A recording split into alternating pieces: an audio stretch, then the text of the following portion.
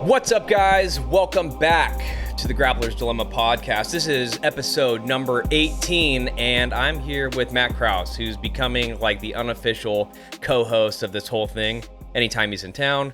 I mean, we just got done talking about, like, if the podcast topic or, like, the genre of podcast we do was different, really good conversation. Which is, like, I don't know, there's so few people, like, in my life that I'm able to have conversations like that, but I don't know, the way that our friendship kind of kicked off, right, where we had this this man in the middle, so to speak, in Cody, where it's freaking like, Cody. It's like, then we immediately, I don't know, it was like we were just able to jump in with both feet, because it was like, oh, Cody talked about you so much, it's like, I kind of know that this guy's a good guy, so I'm just going to start off with like, hey, dude, this is kind of who I am, what I'm about, and I think that's a pretty awesome. Well, I think way it's to interesting because, we've talked about Preston a little bit today. Because I was with Preston, and I have the same kind of feelings about him. When it's like when I started rolling at Gig Harbor, like every time I'd go with Preston, it was just like an absolute dogfight. Yeah, and like the relationship, it's like my level of respect and the camaraderie and the love for people in the jiu-jitsu gym, like you can just like feel that and build it almost unspoken through the way in which you roll. And I felt honestly like we hadn't rolled a bunch before, but like I knew you from rolling in my first stint at Gig Harbor, and I was just like, I always liked I liked you from the jump because like you conducted yourself on the mat in a way that I always appreciated, and you can just tell when people kind of have that character that you can vibe with. Sure, that's kind of a special thing about jiu-jitsu, right? Because like people's personalities and like who they are really does come out in those sessions. You see who has like ego and pride. You see who has like some humility. Sure. You see who has like grit and drive. You see when people are like down what they do. Like it's interesting. You see kind of the whole oscillation of like all this stuff. Yeah. And I think it allows you a window into their character. So yeah, like I didn't know Preston outside of the gym, and I'd always like really liked him. And when we started hanging out a little bit more after Cody passed, like I knew from the jump that I was gonna get along extremely well with you and Preston and some of these other guys. Yeah. It's freaking awesome. Yeah. And now I'm like, I kind of threw myself off track because now I'm just thinking about how grateful I am that we're able to start developing this relationship. But, we can't just be sappy this whole thing, dude. I got to get... We're men.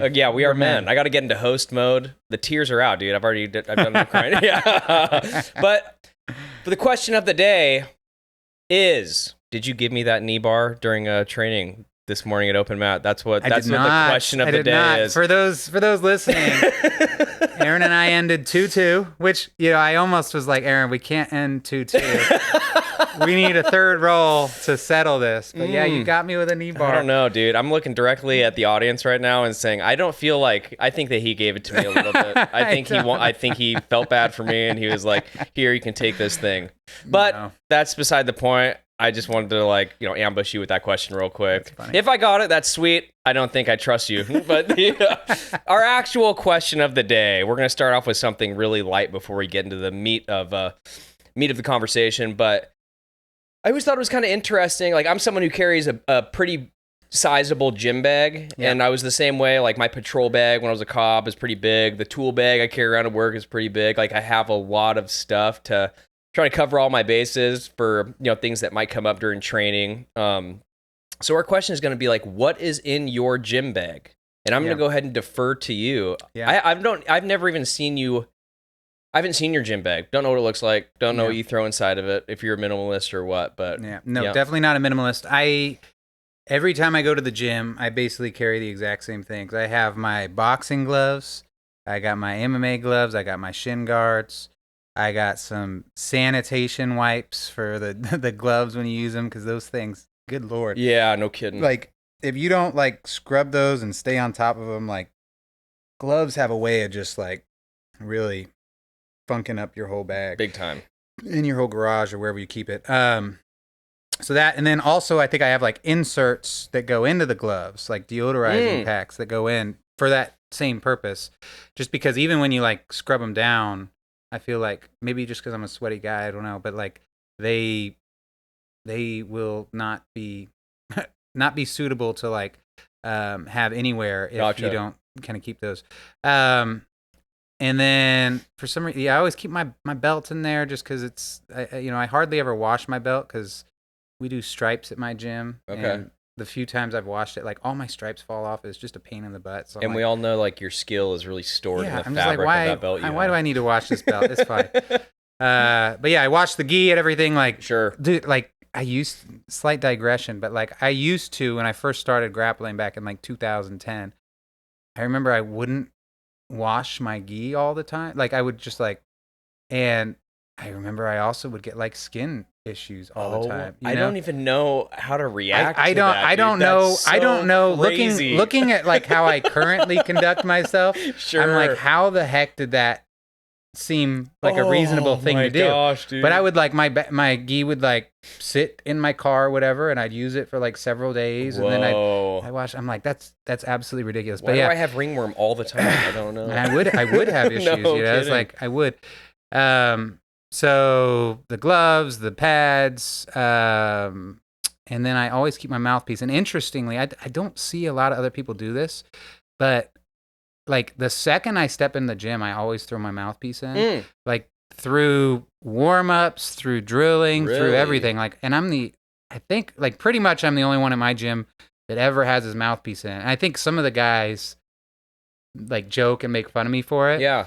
Behind my back, like I think they kind of are like, this dude's just like always like intense. Like, yeah, he's always ready for war, baby. But the reality is, like, I throw my mouthpiece in because I like to practice like I train and like I compete. You know, and I'm never competing without my mouthpiece. Gotcha. Anytime I get in a cage or on like a mat for a grappling tournament, like I'm wearing my mouthpiece. So like I think it is wise to train like you do that, and so it doesn't. Like the breathing and everything, it's a little bit different. And so, yeah, I mean, it's second nature to me to like always do that.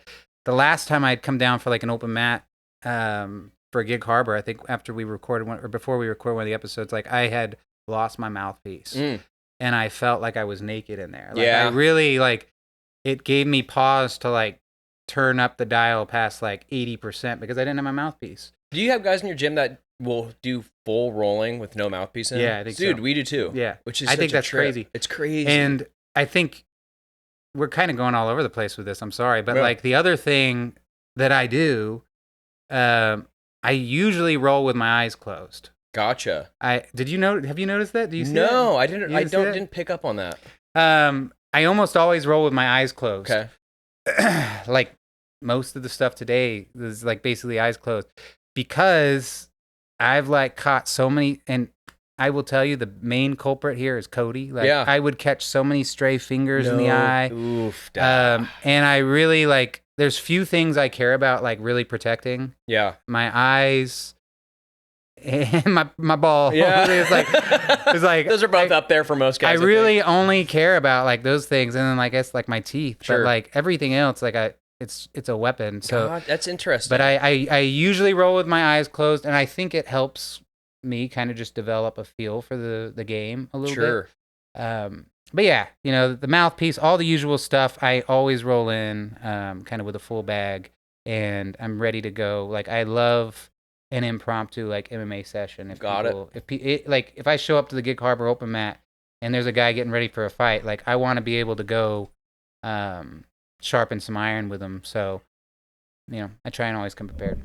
What about yourself? Dude, so my bag, I feel like I'm constantly adding things to it. So right now, I have all the stuff that you had just mentioned, right? I have my shin guards, I have my boxing gloves, I have my MMA gloves, all of which are pretty new still. I hate to admit. I do not do a lot of striking classes. I really enjoy doing MMA stuff.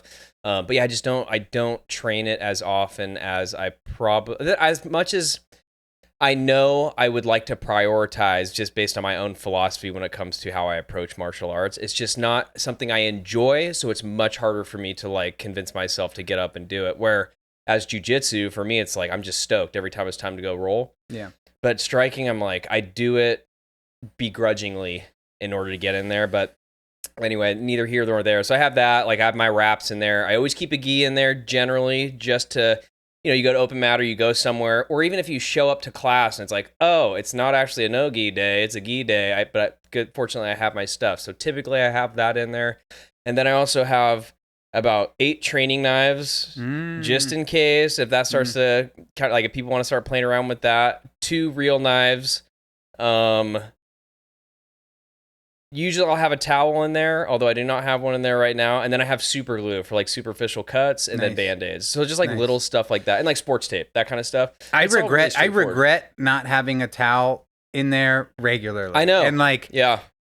The problem is I can never find my damn like towel. It's like my wife will get mad if I take like one of the nice towels, and then I'm like, where did I put that? Dude, totally. I have like 3 towels that are like designated like matte, like use wherever towels, sure. Like just and I can never find them, and so I need a towel in the gym. There's a lot of guys who like bring a towel and clean off in the middle of the things, and I think you as well, like we're both sweaty dudes, and big like time.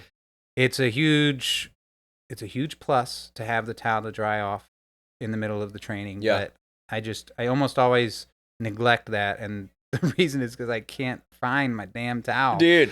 Well, so my towel isn't even in there necessarily to dry off during training sessions. I keep a towel in there because of the amount of times guys have been like, hey, do you guys want to go out to have a beer or go grab dinner after training? And I'm like, I don't like going out if I haven't showered. I feel like ringworm is growing on my body the entire drive home until I get showered off. So I'm like, for me, it's like I just wanted to have that ability to be like, okay, no problem, I'll shower off. Oh, that's the other thing. I always keep an extra t-shirt and gym shorts in there as well. Yep. Just because I do. I also have an extra like rash guard in there usually. So like little stuff like that. But it really was like I was so sick of like, well, I got to run home and shower first, and then I'll meet you guys there. But y'all have a shower in the gym, I know. Which is awesome. I used it today, which was like extremely helpful. But like my gym doesn't have a shower, so kind of a moot point. But, I mean, it's a huge blessing. Chris Stone's rule for the shower is like you need to be out of that shower by the time I'm leaving. Otherwise, you're getting locked in the gym. Nice. It's like I think that's a totally fair way to run that. But totally.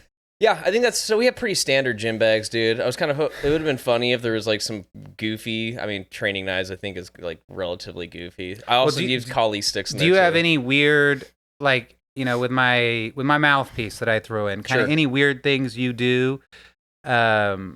Like that maybe like other people kind of don't do? I don't think so. Well, one thing that's different about like at this academy is I never train with if I'm wearing a gi, I never have a rash guard on. And that goes back to that same feel thing when it comes, because when I compete, I never wear a rash guard underneath my gi. Yeah, that is different. And some guys refer to it as like, oh, going Brazilian style, but it's just how, like when I was at Gracie Baja, I always wore a rash guard because it was a requirement. But like Chris is more, he's just kind of lets us do, right? There's no mandatory uniforms or anything like that. And I just always was in the mindset, like I want to feel my body to feel exactly how it would during my rolling as it would when I'm in competition. And dude, this sounds so nitpicky and ridiculous, but I do feel different and I feel constricted when I have that rash guard on versus when I don't. And it probably is just from being so used to it now, but there really is a difference. And like you said, like I want that congruity between how I'm training and how I'm going to be competing. So I would say, and the only other guy that I know in our gym that doesn't wear a rash guard underneath his gi is John. And I don't think Preston actually does either, which makes sense. Preston would not wear a rash guard. Preston just sweats excellent. Yeah, so. And he doesn't want to wear a shirt. Anytime he doesn't have to wear a shirt, he's not going to wear a shirt. He does. But it's kind of like John Higbee will sometimes do the same thing. And I think that, I mean, both those guys are also super like ripped. So it makes sense why you'd want to just like, dude, I want people to see my 6-pack when my belt falls off. So, but yeah, anyway. Yeah, that's pretty standard, dude. I had standard gym bags. I'm all right with the not wearing a top. Sure. I had one time where I was rolling with I started out with the combatives in the Army. Yeah. And so you wear the Army uniform, and the Army uniform has a particularly the pants, have a way of fraying and like ripping. Oh. And I remember there was one time a dude was like rolling. I was rolling with a guy, and I was at his guard, and his like pants ripped in his balls. Oh, was, like, no, jump right out. dude. And I'm like, I was just like, yeah. like, wear some boxers. That's like, you cannot insane. come in here. And our coach was like, real pissed. Our coach was like, you can't come in. You can't train without boxers. That's or something on. Like, that's crazy. just ridiculous. So wear something underneath the bottoms. I heard a final little tidbit before we get into the meat of the episode, but there was a guy at a seminar. It was a Brazilian instructor who was wearing like Muay Thai shorts, no underwear underneath. Put this guy in a triangle. He said he looked down, he saw his nutsack hanging out, and it was like tap, tap, tap. I'm done. And then he just left. He was so upset about it. Yeah, which is totally hilarious. But it's like, yeah, I'd feel the same way, dude. If I'm in a triangle, and I see that your balls are hanging out one side of your shorts, like that's no go. That's a no go. Yeah, I don't like it. So I feel like that's like disrespectful. Oh my gosh, dude! Disrespectful to your training partner. Sure. Particularly if you're wearing shorts or something. Like, totally. Come on, totally. like I mean, you could get by with it in a gi. Most gis are like really built tough, but like still. But even then, dude, do you really want to be like swinging free when you're like rolling with? I don't think so. I don't think so. Wear some bottoms, gentlemen. Yeah. So there's your tip for the day: wear some freaking underwear. I can't believe I even have to say that out loud. But moving on to our topic of the day, which is, I mean, more or less, what does it mean to be a peaceful warrior? Because, you know, when you say that, it almost seems like it could be considered antithetical. Like, well, it's like, isn't what a warrior is and what a peaceful person is? Aren't those like they seem like a dichotomy? Yeah, exactly. It's like, so can they coexist in the same person? And I think that we would both, just to start things off, I think that we would both say yes. That is certainly not just something that's possible, but probably something to strive for as men, specifically as Christian men. I think that that's something you should be in pursuit of at all times. Yeah. Like, what are kind of some of your thoughts so on that? I think, what is a warrior? I think it's someone capable of directing violence towards an opponent. I think someone who possesses the skills and capacity to defend whatever you're in charge of, right? And I think the proper goal of a true warrior is always to attain peace. I would think this like applies like really at any level you look at it. It's like I think like proper military action should be to attain peace, right? Sure. That's obviously not always how it goes, but I think it's like building peace, defeat threats when they come up, and defend those who can't defend themselves. But really, violence should be, I think, a last resort. Sure. I was thinking about when I was going through the police academy. There was this transitional period to where they were talking about, they were referring in-house as like, we are warriors, and that was like the sentiment. And then they made this shift of like, no, we're guardians. And I remember it like ruffled some feathers, especially from some of like the older guys that have been around a while. I was like, guardians, like, what is this? Like, you're softening what we're supposed to be out here doing. But I think that like, and it kind of gets a little bit nitpicky, but the idea of a guardian versus that of a warrior, like when I think guardian, I think about this person is pushing forward and driving violence forward and force forward. Not because, this is a cliche, and I'm not sure where I'm deriving this from, but like, not because he hates what's in front of him, but like the love that he has for the things that are behind him that he's defending. That's beautiful, yeah. Yeah, and so like, for me, it was like, this seems like this actually does seem like the proper term and the proper way that we should be referring to ourselves as, because I think that's that seems to be the ultimate in what we're talking about as far as being peaceful warriors. Like, don't focus on the thing that you hate that's in front of you, but all of that motivation should not be coming necessarily from a place of hate, but from a place of loving all these things that you want to protect and that are standing behind you. I really like that. The first kind of image that kind of came up for me was, like a lion. It's like a lion, and I think like a lion versus like a cub, or I think analogously, someone who is like trained in martial artists, like martial arts, like a warrior versus like someone who completely doesn't have the capacity to defend themselves or their family. Lion, able to destroy and devour anything essentially that opposes it. A cub, same nature, but basically completely unable to assert its own will. Okay.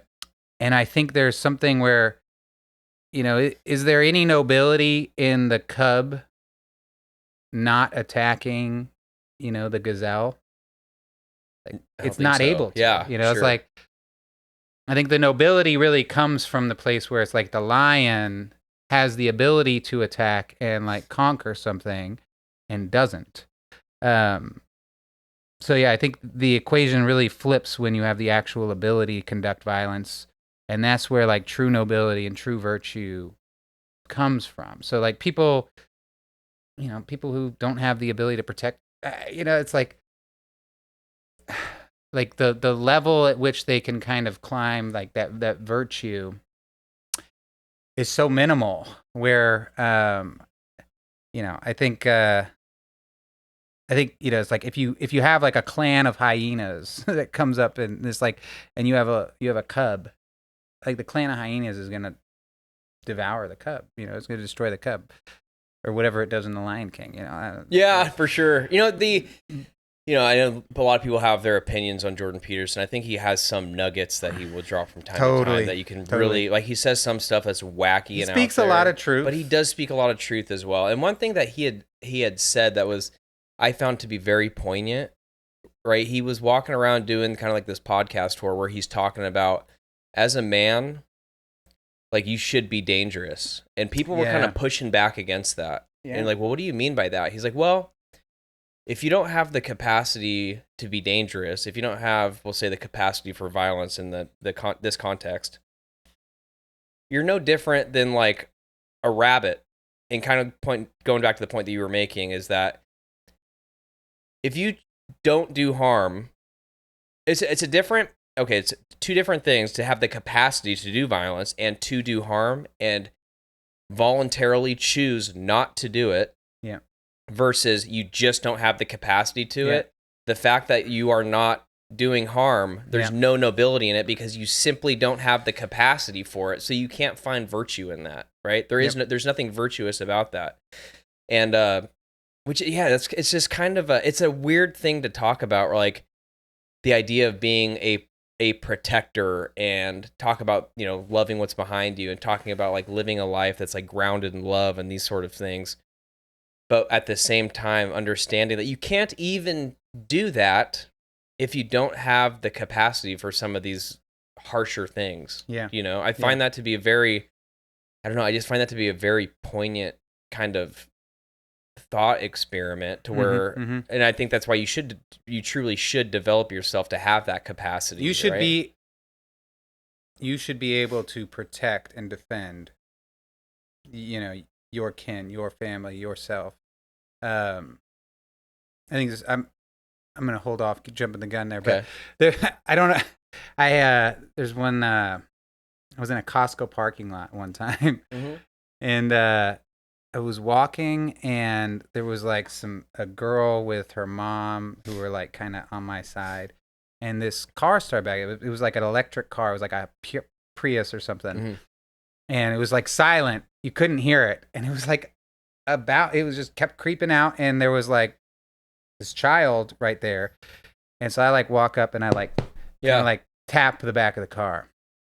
The dude gets out livid. He gets out like absolutely livid. And like his fists up. And he's just like, ready to fight. Yeah. And I kind of like looked around and observed the situation. What did he look like? What was like your first? He was probably like a 40-year-old Asian dude. Okay.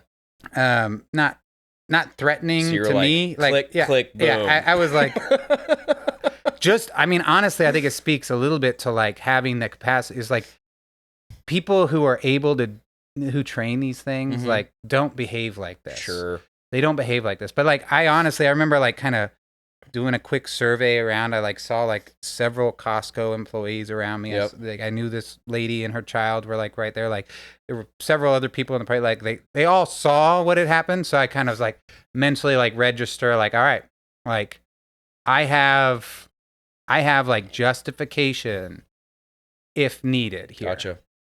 But then he gets out and he starts like charging me. And I remember, like, dude, it was pretty funny actually. Like, we were at the like probably a third of the way up towards the front. He is charging at me, and I just like keep slowly stepping back. Yep. I keep slowly stepping back, but like, and like my hands aren't up, but like my poise and my confidence and like I think just like calmness is just like there. But I'm like ready to strike if needed, and I'm just like stepping back, stepping back, stepping back, stepping back, and we get to the point where we come to like where one of the roads bisects the parking lot. Okay. It's another branch. And so I like plant my foot. Yeah. You know, it's like, I'm like, all right, I'm planting my foot now. Sure. Like, I'm not retreating any farther. I've given you like 50 yards of retreat here. Yep. And like, I plant my foot and I'm just like waiting for something.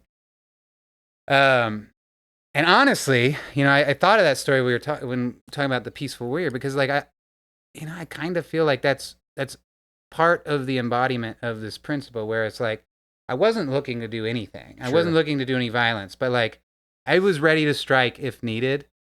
And, you know, I retreat as far as I'm able. You know, it's like I go as far as I'm able. And then when I have to, I put my foot down. I'm like, all right. And, you know, he kind of huffs and puffs a little bit more. And then I honestly think he just like saw that like I wasn't afraid, and like this is not a situation that makes me uncomfortable. Gotcha. You know, it's like you're flipping your shit, and I'm like completely calm. Like, and I think at some point, finally, when I like stopped backing up, and he like looked in my eyes or whatever, he just like backed down, and he like ran off back. But I don't know. I thought of that story for like the peaceful warrior thing. Maybe it's. Well, those stories are kind of interesting to me because I feel like there's so many times where people like that, it's worked for them. Yeah. In the past. Yeah. Posturing is enough. That other guy's going to back down again. And so like it kind of keeps going because so few people, right? So few people, again, like have that capacity for violence. And not to sound, you know, I'm not trying to sound like Mr. Badass, but there are so few people that are training that really know what it means to be in some type of violent encounter, that when, okay, posturing is enough, and it's always been enough, and then the moment you meet somewhere like posturing's not enough, I don't know what to do, typically you're going to flee, or you're going to end up on, you know, World Star getting the brakes beat off you and that sort of thing. Yeah. But, you know, another thing that this is kind of an aside, I suppose, but I'm thinking about this even outside the context of just violence, but it's the same thing as far as like being someone who is kind or polite. Like, you're not actually kind if you don't have the capacity to like speak up for yourself or say things that are uncomfortable. And like it's kind of a different take on it, but because I have recognized that in my own self sometimes, where I'm like, okay, well, and you know, you almost like pat yourself on the back, like I'm not going to cause a problem, but it's like there's been times in my life where the conversation should have happened and I was just showing cowardice, that I was justifying to myself as just being a nice, polite guy.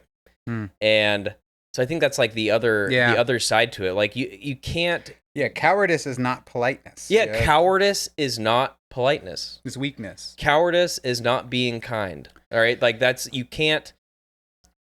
Just because you're afraid, because you don't have the capacity to do something, it doesn't mean not doing that thing is virtuous. Because you don't have any other option. Like you're just kind of like a scared rabbit or something like that. You know, you're not the lion in that situation. You don't have the ability to actually push forward in the things that are uncomfortable. You're just kind of leaning into, you only have one option. So it's like, I mean, it's almost just like, I'm thinking of it like giving to people in need, you know, it's like, I think a lot of us have this like thought in our head where it's like, if I get rich, dude, I'm going to help a lot of people out. Like I'm going to do a lot of things. And that's qualitatively different than someone who has money and takes care of people. Sure. You know, it's like who has resources and takes care of people. You know, that kind of is reminiscent of, oh my gosh, and it's been a long time since I've read this scripture or even heard someone talk about it, but when Christ is talking about the woman who gave like it was a smaller sum than all these other people that were dropping these money bags or whatever. This is kind of the gist of it. So forgive me. But he said, like, she's given so much more than these people. This is all she had. This is literally all she had. But it's like, you guys are giving, 1% or whatever of all these things, but she's choosing to give, right? It looks like, okay, she's given this $20. That's her last $20. There's more virtue in doing something like that than there is of that thought, like you just said. It's like, well, if I was Elon Musk, I would get rid of 90% of my money and just like, I'll do it that way. Okay, but I'd be fine with $1 billion. Yeah, I can give away $150 billion. No, like, exactly, no problem. exactly. All right. Like the thought and practice are different. Very much so. Okay, so I feel like some of the routes we go through, it might be hard to kind of square this all up, but I think that the peaceful warrior has different kind of meanings and applications on like different levels. So when I think about it, I see like several different levels. I see kind of like the spiritual internal level. Yes. Where it's like us fighting and wrestling with ourselves. I see kind of like the individual external level where it's like us interacting on like a human level with like other people. And there's kind of like the community or tribe, be it your family, your close loved ones, and then kind of like the more macro, global, international level. And I think this topic kind of applies a little bit differently at each of those levels. On the spiritual internal level, like we are supposed to be extremely violent and vigilant towards our passions and towards our flaws. The goal of the spiritual life, I think in the same way that the warrior's goal is to attain peace, the goal of spiritual warfare is to reestablish harmony within like ourselves, within all our senses. And this requires doing violence against ourselves. However, on an external individual level, it's like we're told to turn the other cheek, right? It's like you're not supposed to, and I'm talking like from an idealistic Christian warrior perspective, like we're not supposed to like attack people out of ego or any of these, like even when it's like our life is threatened, I think that's like it's maybe a little difficult gray area one, but it's like in general, like you're supposed to turn the other cheek. Sure. However, when you have like a community or a tribe or a family, it's like you have to be able to, protect those again in your charge, plant that foot and be able to like defend them. I would argue the same thing kind of applies on like the international, like global level. Like you have to be able to like use force and that warrior spirit in the defense and protecting of your nation and others who can't defend themselves. However, like we live in a very fallen and brutish world that doesn't really work as things are ordered. And, I think interpersonal and international relationships really don't exist in harmony and in this ideal state. And I think in this case, like, I think it is like there is a necessity to have like that warrior class, that warrior spirit to be able to fight back and to push back. I think, I think we see a lack of ability to defend yourself leads to being overthrown and subjugated, like by other tribes and nations. There was just watched a movie, Mutiny on the Bounty, and in that movie, there's like a British naval ship that goes to Tahiti. They're supposed to like collect breadfruit that's going to feed all these like plantation workers in Jamaica. So it's like this crop that they're supposed to go get. So they send out this expedition and they arrive in Tahiti, and Tahiti is just like unbelievable. It's just paradise. It's heaven on earth, right? And like the tribes there welcome them in with open arms, and offer their women to them and everything. And I had just this thought while I was watching it where it's like, those people now, like several generations down the road, their descendants are living in like poverty, selling T-shirts on the beach, and it was like this interesting thing where because we live in this fallen world, there is a necessity to be able to provide a deterrent and to have like a force. Otherwise, I think it's also similar with like the Indians, it's like without the ability to like defend yourself, you end up subjugated, and like a couple generations down the road, like you're enslaved or you're displaced from your land. So yeah, and then I'm gonna carry this thing a little farther because as I was watching, it's like the same thing is happening right now. Yeah, the same thing is happening right now on like a technological front. Okay, and I would say that our addiction and affiliation for social media, for the internet, for all these things, is very analogous to the Tahitian people welcoming in the British. It's like it's letting the outsiders in. And we're already seeing this where like power is kind of being consolidated in a lot of these spaces, like AI, and you have like mass data consolidation. You have like Palantir getting like all this data from like the US government and from all of us. But, like that's kind of the front we're in, at least on a level, is like this like technological front. And I just kind of see the same thing playing out where if you don't have the ability to like defend yourself, you just get run over time. Sure. And so, it's like that peaceful warrior is like the ideal. And yet, on some levels in this world, like, you have to have that like deterrent force in order to continue existing and to like maintain your way of life. Otherwise, like these forces, these corporations, like the government, like all these things, like it's moving, and like you've already let them in. Like we've already let them in. We've already like the amount of data and stuff that like they have on us is just like insane. So yeah, people aren't afraid of it enough, of that kind of stuff enough. And you're talking about all this stuff, and of course I think back. I don't even know if we can say like I don't know if the algorithm like picks up things like talking about the vid. You know what I mean? Yeah. Like or not. I don't even know how we could like talk about that analogously, but I heard this sentiment, and I can't remember where I had heard it, but it was the warrior class suffers disdain from the people until the people are at war. So it's like, when we had 2020 happen and it was like lockdowns and you're going to get this shot and you're going to shut down your business and you're going to do all this stuff, the first people that were, they tried to take to the gallows were people like, I'm not standing for this. Like, this is totally outside. Like, does anyone else see what's going on here? And we're really the people that were pushing back. And some of it in a peaceful way, right? You had churches going out and doing their worship outdoors because, okay, well, we can't do it at our church. Like, you're telling us we're going to get arrested if we do that. And then they're getting arrested when they're outside, even following the protocols of like, okay, we're all 6 feet apart and this kind of stuff. But it is interesting that like we even have this sentiment of standing up against the man. And it's no secret, like anyone who listens or knows me, it's like I'm a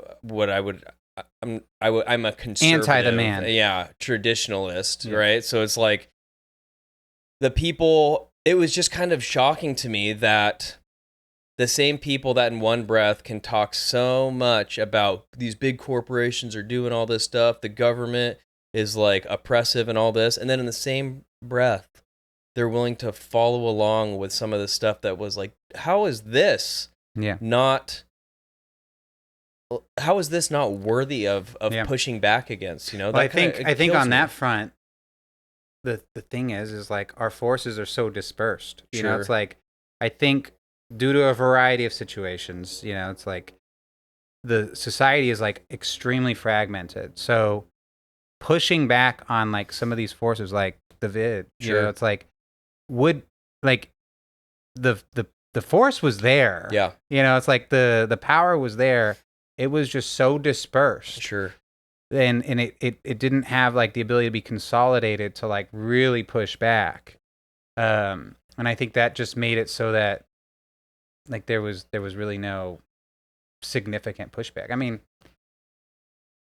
Dude, I could talk about this all there's day still long, no like resolution to some of these things, right? It's like there's just no, and enough people would love that, but like there's just no way to like mobilize that frustration and that anger into like and channel it like properly. You know? And I guess the other thing, like you want to talk about, the warrior class and being a peaceful warrior. It was like a lot of people chose they were kind of like, I'm going to go along to get along. I'm going to put this mask on. I'm going to go get this shot. I'm going to go, take time off work. I'm going to shut my business down.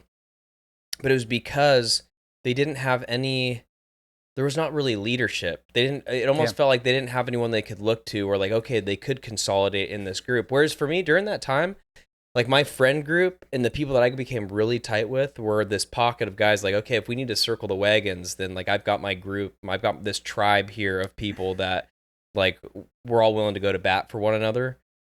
And which again, and this is another sentiment, and I don't know especially what the Orthodox teaching is on this, but when it talks about and I can't remember what the scripture is here. I want to say it was maybe even Sodom and Gomorrah, where there's like this negotiation happening with God, where it's like, well, what if there's 20 righteous men in the city? Okay, then if there's 20, I won't destroy it. Okay, well, what about 15?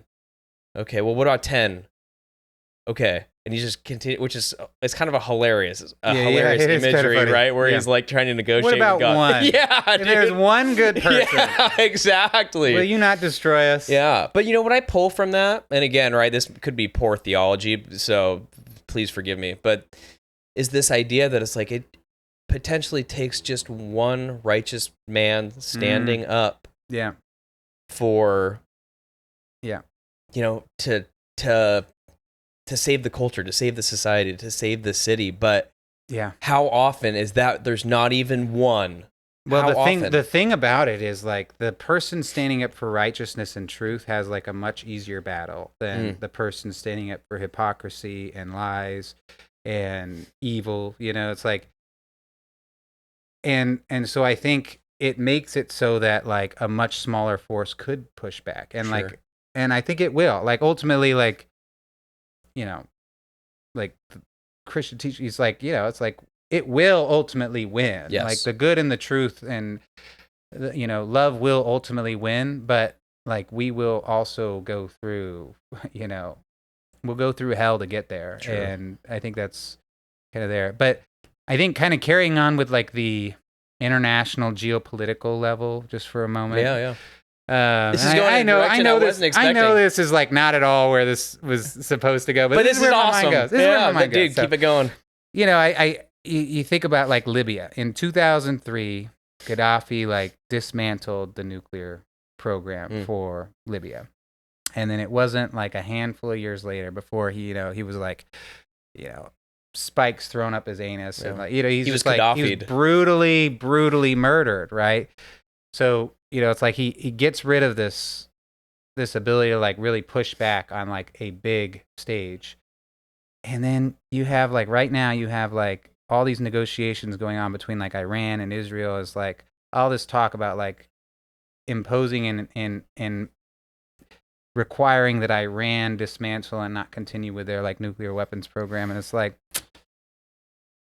how's that worked for countries? Yeah. It's like, how is like denuclearization and these things worked? It's like it makes them sheep. Sure. It makes them like subjugated to the will of the people. And that's great if the biggest dude in the courtyard is great and virtuous and like following like what should be followed. But like that's just not how things work. Like peace is always the best course of action. And I think similar to how the lies and the evil things, like they require a lot of like resources, like they require a lot of input. Peace, like true peace, doesn't require any of that stuff. Like, it's like the billions and billions or trillions of dollars that we spend on like defense. Like, I know this isn't ideal. I know this isn't like feasible.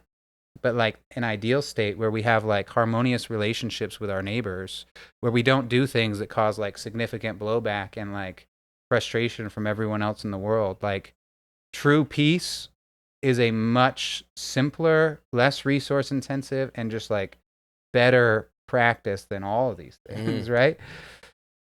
So yes, but I think from like the Iran perspective, right? It's like it's better to have a gun and not need it than to not have a gun and need it, or a nuke, right? It's like, and you can kind of empathize with their like resistance to like get in line with like you have these other examples of like nations that have willingly not been the warrior. They've like stepped down and then they get just railroaded. Those without the capacity to commit great violence will forever be subject to those who are. It's all I can think about with that kind of stuff, you know? Like I hear like that sentiment really just rings true the more that you play it out. And you know, it's like, you know, we're in the US, we have a what they call a gun culture, and we have a lot of firearms and this kind of stuff. But I do, to a certain degree, I think that like you look at all these places that gave up their gun rights, right? This is just like one, you know, maybe I'm getting a little bit too like redneck talking about this stuff, but like you see how that culture deteriorated and the people at top consolidated power and there was nothing anybody could do about it. And whether or not we as a culture now, because there's a cultural component to it too, right? It's like, okay, we have all these guns, but do we have like the leadership or the ability to take these resources and actually utilize them in a way that could elicit an actual great change? I don't necessarily know what way I lean on that when it comes to, you know, the cultural side of that and the motivation that our people would have. But with that said, we do know what happens when you kind of like defang the snake, and that the people that have the monopoly on force, okay, we see what can happen with that, right? So it's like when you put what is true at a geopolitical level can also be seen down at like on the smaller scale of things, right? When it comes down to, okay, we have these geopolitical issues between like Iran and Israel and like them wanting to denuclearize that country. And then you drop down, you say like, okay, well, a country and its citizen base, and they want to take away all their weapons. And then you see it with an angry Asian guy in a parking lot, right? Where it's like, okay, well, one of these people has a capacity for violence. So they're in reality the ones that are going to be kind of calling the shots when it comes down to that. So I think that it's like these truths, they're so expansive and they can be applied to so many different things, right? And we talk about things, you know, we're talking about the idea of being a peaceful warrior and like showing grace, because that's the other side of it, right? It's like if you don't have the capacity, you can't actually show grace, and you can't show mercy, and you can't actually be virtuous because you simply don't have the capacity to be able to push forward some of this stuff. Yeah, and this is kind of an aside as well, or it's kind of changing direction a little bit, but I was thinking about what you were saying as far as like the idea of turning the other cheek. Well, the turning the other cheek doesn't mean strict passivity, right? It doesn't mean that you let that guy who got out of the car come up to you and you put your hands in your back pockets and let this guy take off on you and break your nose and have you spitting chiclets all over the parking lot, right?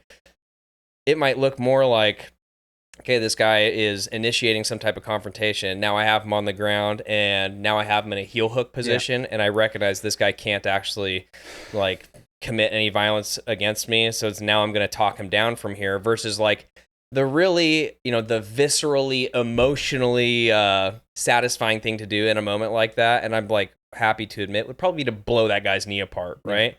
But that's not where, right? The turning the other cheek is like, okay, it was up at this level, and now I'm bringing it back down to be able to extend this piece towards this person, right? But that can only actually happen in a place where you have, you know, the capacity to do damage or some type of I think that's one of the things about jujitsu, where it's like it gives you the ability to control a situation where you don't have to like escalate it to guns and to like all these things. I think it's like it is a great de-escalator in a way, right? Like you can just kind of keep someone in a hold or in a submission and kind of let the situation kind of like settle, get, you know, wait for the cops to come, wait for other people to come, kind of cover your ass a little bit. But one of the things I think you were talking about, like the scaling, and you know, you have you have all this like this need for a deterrent at like an international level. We'll call it like nukes or whatever.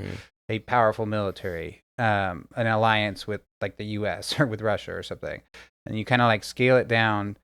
And I think we're at a place like you can't really do a lot about a lot of these things. Like we're kind of stuck in this world that we find ourselves in, and it's like we can't really do a whole lot. And I think in a similar way to what you were talking about with COVID, where the response was you kind of built this community and you kind of like shored up, the walls, and you kind of like built this thing that was like able to be protected on like this very small scale. I think that same thing where you scale down like the nukes to like the guns, all this, I think on the individual level, it's like that's what the training martial arts is. Totally. I think like training martial arts is on that individual level what like the nuke is at the international level. Yeah. It's like that deterrent and that thing that gives you confidence and peace of mind. And it's kind of it's much more within your control to like attain that peace. You can't control all these other external forces. But you can kind of control yourself. You can dedicate yourself. You can like build your capacity to do violence if absolutely needed. But you retreat first. It's like you always seek peace. You always seek peace until the last possible moment. And then you plant your foot. And then with the training, it's like you have the nuke if needed, And that nuke is not Wing Chun.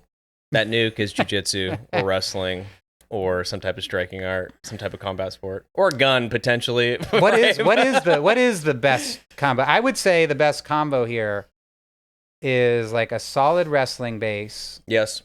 Like good jiu-jitsu and like passable like boxing and stuff. I do think like on some level like having some kicks and things helps if someone has like a knife or something. Sure. It's like having the ability to like keep kick and keep range and Yes. keep distance out of like knifing range, I think is extremely important. But like, if I could build like that little like personal like martial artist, like I think wrestling and jiu-jitsu, you can't do much without it. Yep. If you don't focus on wrestling and jiu-jitsu, like the second you get put on the ground, you're screwed. Yeah, I would agree with that And completely. I think wrestling allows you the ability to dictate where the fight goes. Sure. To dictate how the fight occurs. Like there's a lot of guys who do jiu-jitsu who, I mean, for the life of them, they couldn't get me down. Yep. It's like I got like brown belts, some black belts that like can't get me down for, if they, anything. Mm. So you need that like wrestling to be able to dictate where things occur. I think you need the jiu-jitsu to be be able to control the situation once it's on the ground.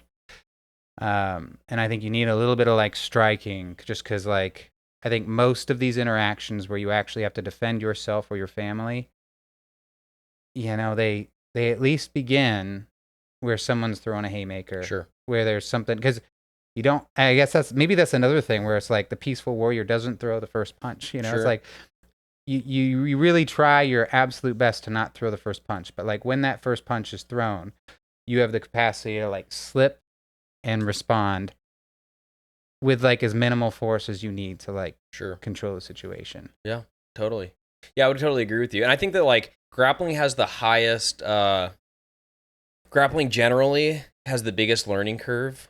I think that like, and I've listened to a lot of guys talk about this. I think it's easier to teach someone how to have like relatively fundamental but passable striking versus jiu-jitsu or wrestling. I think that grappling, it just takes a little bit more time. But I think that like if you when it comes to martial arts, right, you have to, if your goal is strictly like street combatives, that kind of thing, it's worth taking time to sit down and prioritizing techniques and fundamentals that are going to be serving you well for that versus like, okay, I'm just going to like train all this stuff. I'm going to learn how to do go-go platas and stuff instead of focusing more on like top control and this kind of thing. So I think that it's okay to like actually sit down and like, hey, this is the art I'm going to learn, but within this art, here's the things that I really need from it. And I don't really have to deviate too far outside of that to stuff that's really more specific to the sport or to trying to beat another guy who's like an accomplished wrestler or accomplished jujitsu guy. But yeah, I think that I really do think that like combat sports, anything where there's like live pressure testing and the stuff that we see works in a violent encounter. I know some people say, and there's a difference between like self-defense versus like cage fighting, but what is cage fighting? It's like two guys stepping into a ring and they're trying to end the other person through violence, right? That is the closest thing that we have to being able to train for something real world. I think, and I will say this ad nauseum, your typical combat athlete has much more of the prerequisite to be successful in a violent encounter than someone who's specifically training simply self-defense techniques, especially in the way that we tend to train them now. Because I think that like, when it comes to things like strength and athleticism and understanding what that intensity feels like of gripping up with a guy who like, oh, this guy wants to do something against my will and he's not going along with this stuff. I just think that you're way better served training in some type of combat sport than any of that other stuff. So yeah, I would agree. Yeah. I'm just gonna go here because I had it in my notes. So I'm gonna harken back to like kind of the spiritual internal battle that I was kind of talking about, where it's like we're supposed to do violence and like really like come and uproot our passions. In the book of Joshua and some of the Old Testament stuff, God commands the Israelites to come in and like cleanse the land, to like do violence, destroy all these inhabitants, like leave no one. I think it's even like leave none of the animals. Like you're supposed to just like completely wipe it out. And then what happens is the Israelites, they do that to a large degree, but then they take some of the inhabitants, they take some of the animals, they kill what they deem is necessary, and then they leave little bits here so that they can tax them, so that they can use them as slaves, so they can use some of the stuff. They find what they feel is valuable, and they retain those. And this is, we as Orthodox see this like as analogous to the spiritual life, right? Like that, what is going on there? There's all these like different levels of like truths when you were talking about scripture. There's like the literal thing that's happening, and then there's like usually there's like a spiritual meaning and like a symbolic meaning. There's all these like different levels that are true at the same time. And so with the clearing out of like the promised land, it's analogous to us clearing out like and cleansing like our souls and our spirit. It is like cleaning ourselves, right? And by leaving a few of the weeds, it's also like they talk about like with weeds and like your garden, it's like you want to like get rid of all those things. You got to uproot the whole thing. When you leave a few weeds, like they ultimately sprout and they grow. And that's exactly like what happens in the Old Testament. Like you proceed from Joshua into like Judges and things. And then it's just like this cycle of the Israelites kind of, the remnants that they leave, it's like they start worshiping their gods, they start taking their women. It's like they constantly are like in this cycle of like moving closer and then like falling into like idolatry and closer and idolatry. We're called to like lay waste to those. Yeah. We're called to lay waste to those. And I think what's true on the spiritual level, these things are generally true on like all these levels. And so yeah, I mean, the peaceful warrior, like we have anger, we have all this stuff built in, I think, particularly in like the masculine traits. They're there for a reason, and they're there to like direct them towards evil, towards things that are like, harming those who can't protect themselves. And I think the masculine is supposed to be, I hope I didn't use this analogy in one of the previous episodes, but it's like you're supposed to be on the castle walls, like, right? Like the masculine role is to be on the walls defending against the hordes that are invading. It's like you are supposed to be out there with your bow, with your sword, as the barbarians are coming in. Like you are laying waste to them. You are vigilant, you are on guard, and you are merciless with these people who are trying to break in and steal essentially like the jewels, the family, the children, the women, But when you come off the wall and when you go into the house, you set your bow and you lay your sword outside. You don't bring it inside, right? There's like this element of like that peace in order to maintain that house, right? It's like you leave those things out. When you're defending against all these things, like you are supposed to be vigilant. You are supposed to have, and that requires the capacity. Like we're talking about, like the cub can't sit on the wall and do this. Like the lion is needed. But then when you come inside, it's like that lion is like peaceful with the sheep. It's like you're at peace, and you don't bring that into the home. And I think that's like that is the prototypical ideal for me. I think for a lot of like Christian warriors. I don't know. Honestly, dude, I was really sucked into that. That's great. I think that is going to be where we're going to call it. Great. Because that was perfect. Cool. I think that was a perfect summation of everything that we talked about today. And man, that was beautiful. I'm glad. I don't know if you went through that before, if we've talked about like that kind of symbolism off air. But I think that's exactly right. I think that is exactly right. Which is the first time that I've finished an episode feeling like with absolute assurance we've come down to the root answer. That's what it felt like. Nice. That was a perfect close. With that, guys, this has been episode 18 of the Grappler's Dilemma podcast. We are on Instagram. We are on YouTube. Both of those are going to be at the Grappler's Dilemma. Hit us up on there. Ask us any questions. Anyone that like, especially if they're local, dude. Someone we could have on as a guest. I'm going to start doing some video podcast stuff, and by that I mean being able to reach out to guys that have more of a stamp online.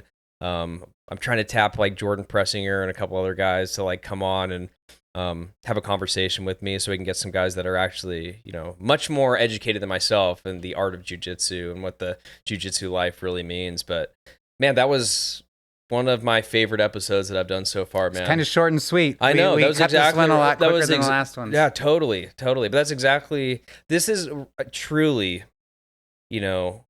where I think that and I think I said this during the last time we recorded, but this was kind of what me and Cody were working towards, right? Like we got to a point where like, hey, we've talked a lot about like these technical stuff and really specific jiu-jitsu things, but there's these spiritual truths that we are kind of deriving out of our experience with this art and how they are also relating to our our walk with God and our faith and all this sort of thing. I think that is really what we should be bringing in, versus just like, hey, we're talking about, we don't need to be the Barstool Sports of jiu-jitsu. Yeah. Like there's other, much deeper stuff we're not about. Like, I think we said this before. It's like, we're not the Gordon Ryans. We don't have this, international fame. We're purple belts. Sure. Like we love this stuff, but this isn't like the thing that defines us. And like the things that define us are these things that we're kind of like talking about, And we happen to love grappling, and it's like, it's highly applicable on so many different levels to like these much bigger truths that I think are really cool to talk about. And I love talking about them, and I hope y'all like listening to them. Yeah, we'll see, man. That felt like that was good. That was like, there was a certain amount of intensity that comes to that kind of topic. Yeah. You know what I mean? So I guess we'll see how people react to it, or people are afraid of us now or something. I don't know. Anyway, guys, thank you again for listening. As always, train hard, stay safe. Oh,